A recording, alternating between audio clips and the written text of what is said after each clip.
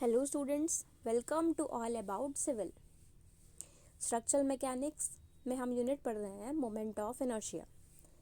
तो moment of inertia में काफ़ी सारे टॉपिक्स हमने पढ़ लिए थे और लास्ट लेक्चर में हमने टॉपिक पढ़ा था पैरेलल एक्सिस थ्योरम। तो पैरेलल एक्सिस थ्योरम वहाँ पर हम कंप्लीट कर चुके थे। फ़िलहाल हम उसको यहाँ पर हिंदी में देखेंगे। तो हिंदी में इसको बोलते हैं समानांतर अक्ष प्रमेय। समानांतर अक्ष प्रमेय क्या होता है? समानांतर अक्ष प्रमेय बताता है कि अपने केंद्र से गुजरने वाले शरीर के समानांतर एक अक्ष के बारे में एक शरीर की जड़ताकर्षण इन्होंने पूरा हिंदी में कन्वर्ट कर दिया है। तो इस टर्म को हम बोलते हैं मोमेंट ऑफ इनर्शिया। तो किसी भी ऐसी बॉडी का मोमेंट ऑफ इनर्शिया जो कि सेंटर से किसी एक फिक्स डिस्टेंस पर है, तो वो कितना होता है? केंद्र के माध्यम से गुजरने वाले अक्ष के बारे में मोमेंट ऑफ इनर्शिया के योग के बराबर है और शरीर के द्रव्यमान के उत्पाद के बीच दूरी के वर्ग के बीच का समय, यानी कि बीच का डिस्टेंस जितना भी है। तो ये उसका हिंदी कन्वर्जन है।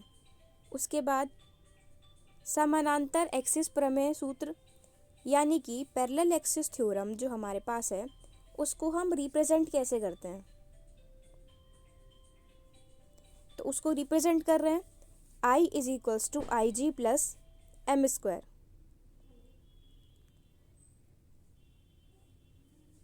अब इसमें m है मोमेंट ऑफ इनर्शिया और आई जी जो लिखा है वो है मोमेंट ऑफ इनर्शिया सेंटर के अबाउट।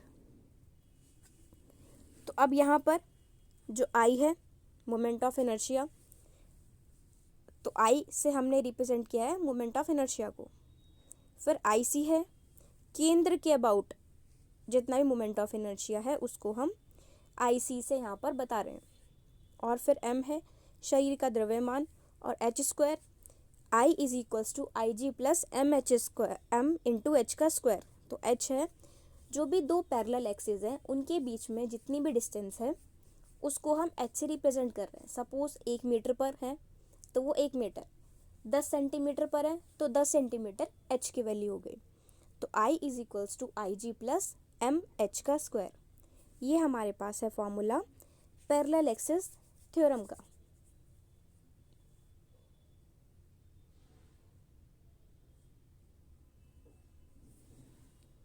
तो यहाँ से हिंदी आपको इन दोनों के क्लियर है।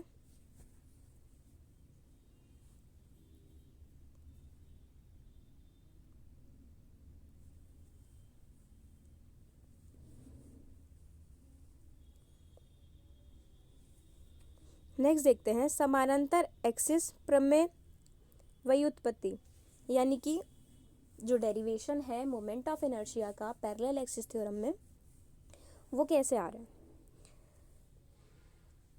तो मोमेंट ऑफ इनर्शिया एक धुरी जो ए बी आंकड़े से द्रव्यमान के केंद्र से गुजर रहा है और आई की दूरी पर ए बी अक्ष के बारे में, मतलब वहाँ के अबाउट मोमेंट ऑफ इनर्शिया हम फाइंड कर रहे हैं। तो शरीर के गुरुत्वाकर्षण के केंद्र से दूरी r पर द्रव्यमान m के एक कण पर विचार करें। तो ये कैसे होगा? a डैश b डैश की वैल्यू हो जाएगी r प्लस एच। जो हमने सिंपल केस सबसे पढ़ा है वहाँ पर क्या होता था? वहाँ होता था r डिस्टेंस सिर्फ, यानी कि कोई एक बॉडी है, वो बॉडी सपोज एक्सिस से 50 सेंटीमीटर दूर घूम रही है, रोटेट कर रही है, तो 50 सेंटीमीटर r की वैल्यू थी। लेकिन यहाँ पर h जो दोनों के बीच में, दो एक्सिस के बीच में डिस्टेंस है, उसको भी हम यहाँ पर ऐड कर देते हैं तो r प्लस एच हो जाती है वो डिस्टेंस। नॉर्मल था mx स्क्वायर, लेकिन यहाँ पर सिर्फ r नहीं रहेगा, distance radial distance r plus H हो जाएगी। तो I is equals to m r plus H का स्क्वायर। तो I is equals to m तो कॉमन ले लिया हमने, बाहरी डेरिवेशन देख रहे हैं, m हमने बाहरी ले लिया और r प्लस एच का जो स्क्वायर है उसको हमने सॉल्व कर लिया। तो ये वैल्यू क्या आई? r का स्क्वायर प्लस h का स्क्वायर प्लस 2rh। तो हमारे पास ये फॉर्मूला आया। अब इसमें एम आर स्क्वायर तो हमारे पास सीधा आई सी का फॉर्मूला होता है, यानी कि किसी भी एक्सिस के सेंटर के अबाउट कितना मोमेंट ऑफ इनर्शिया है ये हम आई सी से बताते हैं। जैसे अगर हम बात करें सोलर सिस्टम में तो बीच में सूरज है, सूरज के चारों तरफ अपनी अर्थ की बात कर लेते हैं, अर्थ घूम रही है तो अर्थ का एक फिक्स डिस्टेंस है, सन से फिक्स डिस्टेंस है ना, तो उस डिस्टेंस का नाम है आर। तो अगर हमें सन के अबाउट फाइंड करना है अर्थ का मोमेंट ऑफ रेजिस्टेंस, तो ये कैसे होता है moment of inertia, M into R square, यानी कि अर्थ का मास इंटू जितना भी डिस्टेंस है सन और अर्थ के बीच में वो आर से रिप्रेजेंट कर देंगे, तो M into R square centre के अबाउट होता है। फिर अगली term summation M H square, तो एच स्क्वायर तो कांस्टेंट है, दो एक्सिस के बीच में जितने डिस्टेंस है उसको हमने बाहर ले लिया। और मास, अब कितने ही मास हो सकते हैं, जैसे सोलर सिस्टम में देखें तो कई सारे प्लैनेट्स हैं, ऐसे ही अगर हम किसी ऐसे सिस्टम की बात कर रहे हैं जहाँ पर 15 पार्टिकल्स हैं या 20 पार्टिकल्स हैं, तो सबके मास को हम समीशन कर लेते हैं। फिर 2RH इनका सबमिशन, तो 2H को बाहर ले लेते हैं और सिग्मा आर। तो अब सिग्मा आर वैल्यू बहुत कम होती है H के कंपैरिजन में, तो जब सबमिशन सबका करेंगे तो बहुत ही कम वैल्यू होती है। तो इस कम वैल्यू में जब हम किसी वैल्यू की मल्टीप्लाई करते हैं तो ये वैल्यू और कम हो जाती है, तो इसको हम लगभग 0 मान के चलते हैं।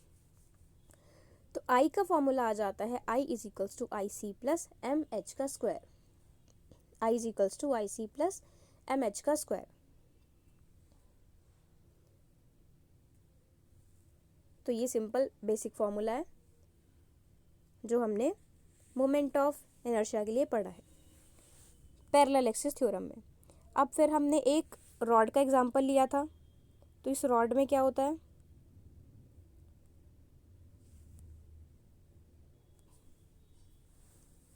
तो अब रॉड के समानांतर एक्सिस प्रमेय ये कितना हो जाएगा, रॉड के समानांतर अक्ष प्रमेय को रॉड की जड़ता के क्षण यानी मोमेंट ऑफ इनर्शिया का पता लगाकर निर्धारित किया जा सकता है। तो हम कैसे फाइंड करते हैं, तो कोई भी जो रॉड होती है उसके लिए कितना होता है वैल्यू 1/3,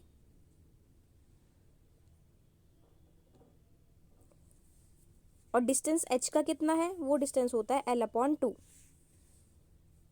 तो रॉड का समानांतर अक्ष प्रमेय क्या है, I C is equals to 1/3, formula जो था वो था हमारे पास I is equals to I G plus M H का स्क्वायर। तो यहाँ पर हमें आई जी की वैल्यू फाइंड करनी है, तो आई जी क्या हो जाएगा I minus M H square, तो I 1/3 ml square minus L/2, तो यहाँ पर वैल्यू आ जाएगी 1/12 ml स्क्वायर। तो ये रॉड वाला एग्जाम्पल हमें यहाँ से क्लियर है।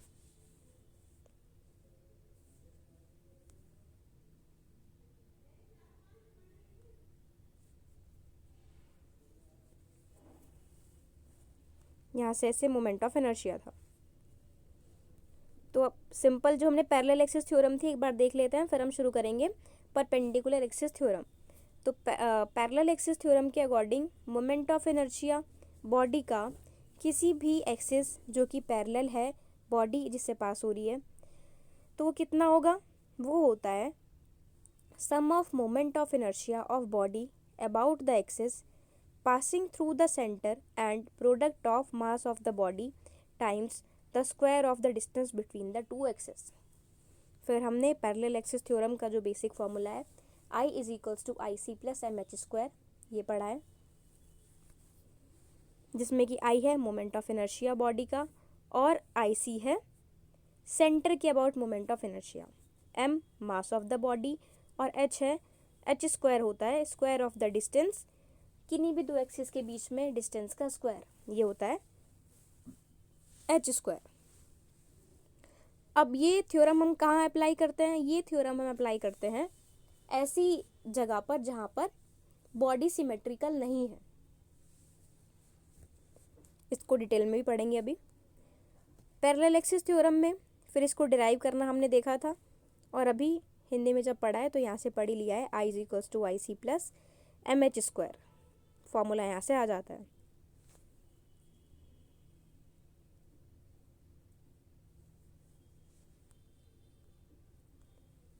नेक्स्ट स्टार्ट करते हैं perpendicular axis theorem.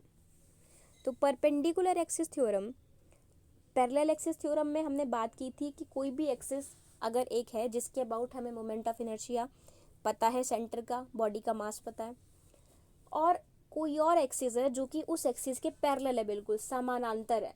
Suppose 10 centimetre पर एक और बिल्कुल दूरी है, तो उसके अबाउट हमें फाइंड करना है। तो हम ये फाइंड कर सकते हैं यूज करके पैरेलल एक्सिस थ्योरम को। फॉर्मूला हमने पढ़ लिया है, I = IG + MH का स्क्वायर। अब परपेंडिकुलर एक्सिस थ्योरम क्या होती है? Perpendicular axis theorem perpendicular axis के लिए यूज होता है, ये तो हमें देखने से ही समझ में आ रहा है। Perpendicular axis theorem states that for any body the moment of inertia about any of its axis which are perpendicular to the plane. अब मोमेंट ऑफ इनर्शिया किसी भी प्लेन बॉडी के लिए एक्सिस जो कि उसकी पैरेलल है वो कितना होगा? परपेंडिकुलर है, 90 डिग्री पर है, तो वो कितना होगा? ये बराबर होगा जितनी दो परपेंडिकुलर एक्सिस उसके बची हैं उनके मोमेंट ऑफ इनर्शिया का सम का।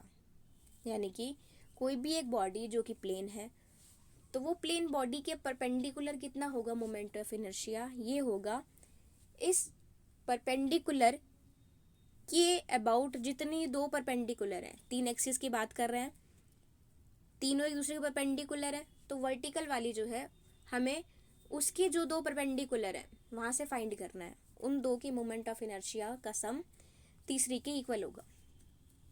तो for any plane body the moment of inertia about any of its axis which are perpendicular to the plane is equal to the sum of the moment of inertia about any two perpendicular axes in the plane of the body which intersect the first axis in the plane।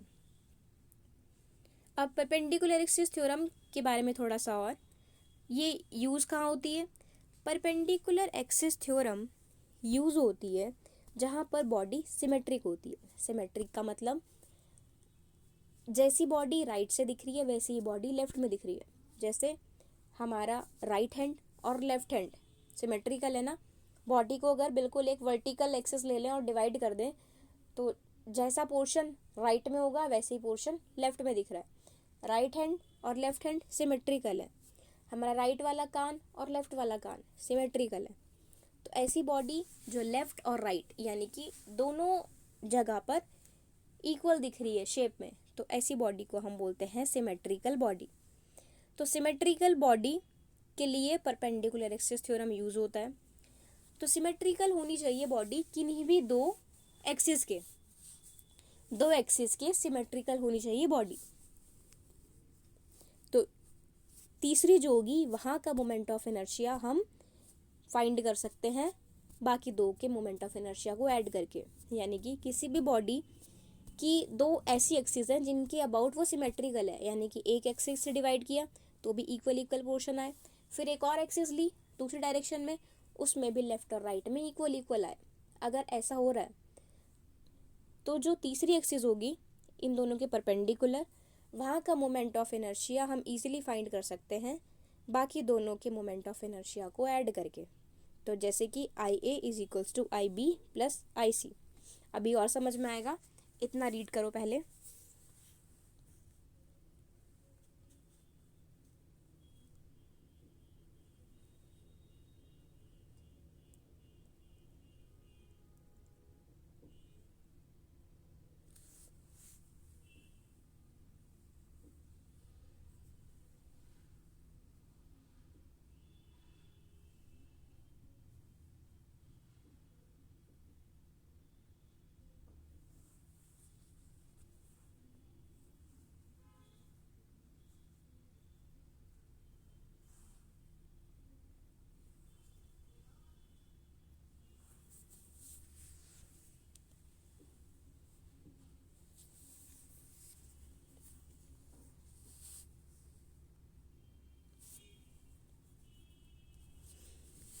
ये read हो गया होगा IA = IB + IC। यानी कि एक axis है IA, A के about, एक है बी के अबाउट और एक है सी के अबाउट। तो अगर बॉडी सिमेट्रिकल है बी और सी के, तो ए के अबाउट जो मोमेंट ऑफ इनर्शिया होगा वो हम फाइंड कर सकते हैं बाकी के दो को ऐड करके। फिगर देखते ही सब समझ में आ जाएगा। देखो फिगर आ गई। अब फिगर में देखो 3 एक्सिस आपको दिख रही हैं। एक है ए एक्सिस जो कि रेड कलर से दिखा रखी है, फिर एक है बी एक्सिस और एक है सी एक्सिस, और जो बी और सी हैं इनको हमने दिखा रखा है ब्लू एक्सिस से, ब्लू कलर से। तो अब बॉडी को देखो, जो एक सिल्वर कलर का यहाँ पर प्लेन दिख रहा है, मान लो कि एक पेपर है। फिगर को भूल के फिलहाल एक समझो आपकी एक कॉपी का पेपर है। उस कॉपी के पेपर को आपने जब हमने एक बार फोल्ड किया तो वो हाफ हो गया बिल्कुल, फिर एक और बार फोल्ड किया तो उसका भी हाफ हो गया। तो जब हम ये पेपर वापस से खोलते हैं तो हमें उसमें 4 पोर्शन दिखने लगते हैं। 4 पोर्शन दिख रहे हैं। तो एक एक्सिस, एक लाइन दिखती है बिल्कुल सीधी पेपर में जो ऊपर से लेके नीचे तक आ रही है, एक ही एक्सिस हो गई। अगर आप इसके अबाउट फोल्ड करोगे तो देखोगे जितना पोर्शन राइट में है उतना ही लेफ्ट में है। एरिया दोनों का सेम है, साइज शेप बिल्कुल सेम है। तो एक ये वाली एक्सिस हो गई। फिर एक दूसरी एक्सिस कौन सी हो गई? दूसरी एक्सिस हो गई पेपर को जब हम चौड़ाई के अलोंग फोल्ड कर रहे हैं। एक तो लंबाई के अलोंग फोल्ड कर रहे हैं तो लंबा लंबा सा पेपर आ गया। एक तो ये वाली एक्सिस हो गई।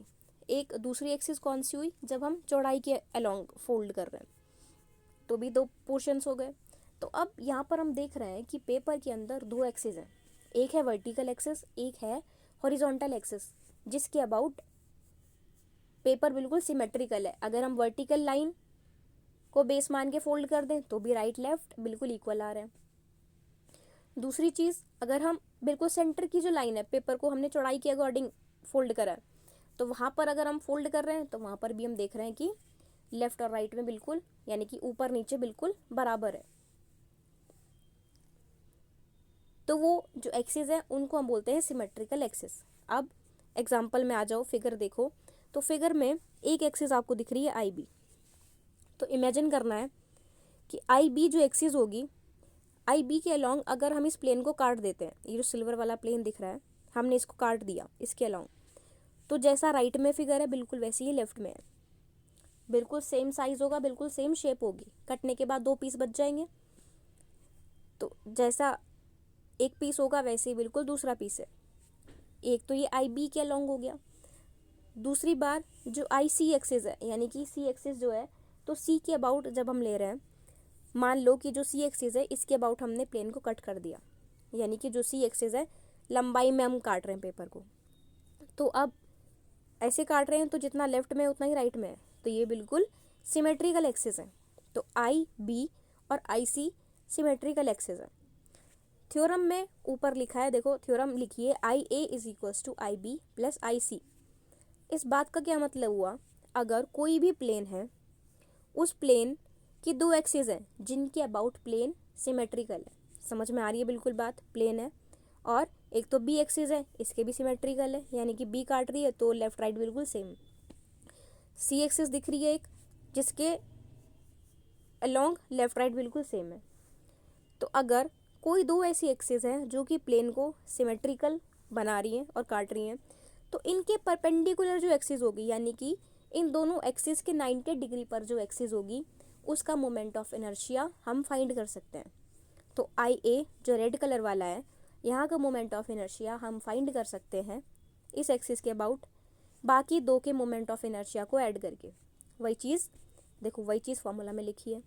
आई A moment of inertia A axis का बराबर होगा मोमेंट ऑफ इनर्शिया बी का plus moment of inertia C का।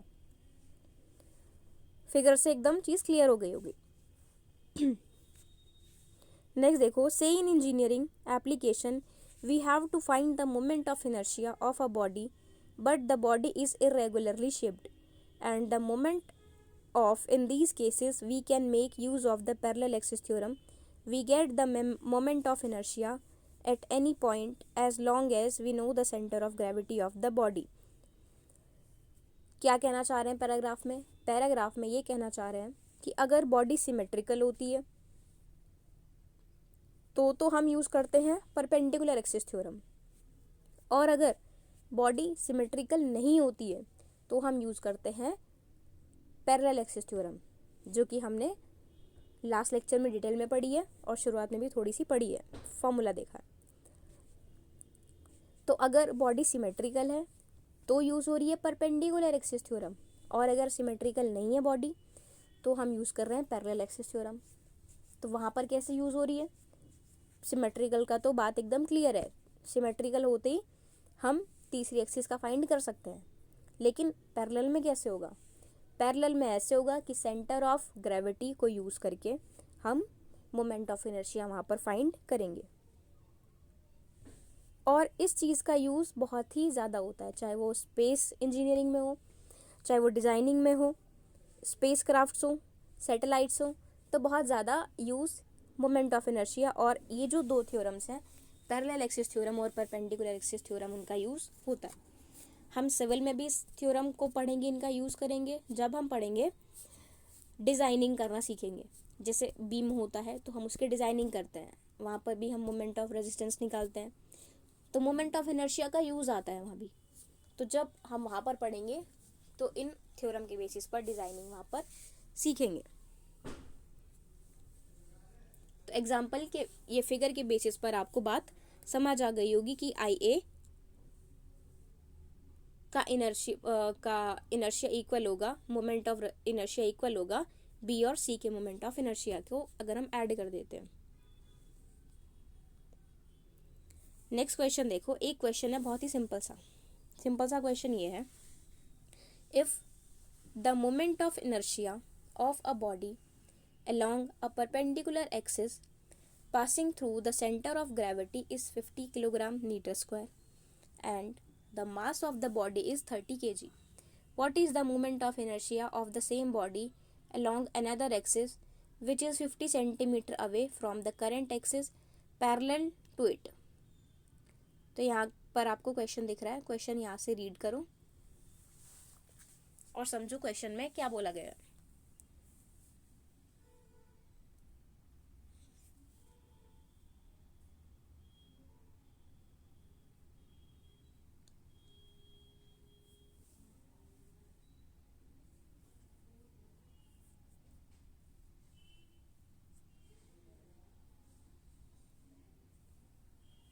देखो क्वेश्चन क्या है, क्वेश्चन है कि अगर किसी बॉडी का moment of inertia perpendicular axis के अलोंग कितना है, जो कि सेंटर ऑफ ग्रेविटी से पास हो रही है, उसका मोमेंट ऑफ इनर्शिया है 50 किलोग्राम मीटर स्क्वायर। इतनी बात क्लियर है, समझ में आई।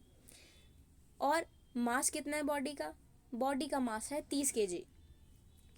50 किलोग्राम मीटर स्क्वायर है सेंटर के अबाउट मोमेंट ऑफ इनर्शिया और 30 kg है मास ऑफ द बॉडी। तो अब moment of inertia same body का कितना होगा अगर 50 सेंटीमीटर दूर एक और एक्सिस है, उस एक्सिस के पैरेलल है।